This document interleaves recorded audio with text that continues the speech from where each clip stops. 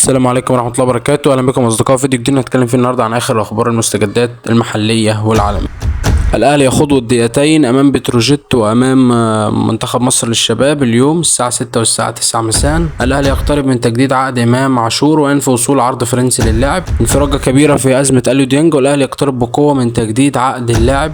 الأهلي يعلن تعيين نيرة علي مديرا للتسويق خلف الأمير توفيق. سيطرة أهلاوية على مهرجان الأفضل ديرجست وظهور بنتايج كأفضل باك ليفت وحسام عبد المجيد كأفضل دفاع وسيطرة بيراميدز على مراكز الهجوم. إمام عاشور يحصد 4 جوائز فردية في حفل ديرجست الأفضل في الدوري المصري. الكابتن محمود الخطيب يحصل على جائزة أفضل رئيس نادي برضو من نفس المهرجان ديرجست.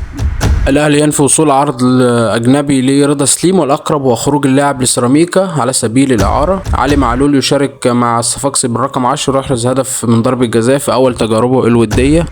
بعد انضمامه رسميا للصفاقسي التونسي علي معلول يبقى اسم النادي الأهلي جنب لاعب كرة سابق ليؤكد على إخلاصه الشديد للنادي. وفاة محمد أبو النجا حارس مرمى وادي دجلة بعد تدهور حالته الصحية في الكبد. حسب بعض التقارير الصحفية ريال مدريد يعرض 40 مليون يورو زائد رودريجو وكامافينجا للحصول على خدمات رودريجو. كالوم ويلسون لاعبا رسميا في ويست هام بعد رفض عرض نيوكاسل من قبل لايبزيج. مانشستر يونايتد ما زال يضع سيسكو ضمن أولوياته وينتظر تأكيد رغبة اللاعب للتوقيع معه. رامز ديل لاعبا رسميا في نيوكاسل الإنجليزي. AC ميلان يضع داروين نونيز كأولوية لتدعيم مركز المهاجم. بكده تكون انتهت أخبارنا أصدقائي، أتمنى تعملوا لايك واشتراك للقناة وانتظرونا في فيديوهات جاية كتير. السلام عليكم.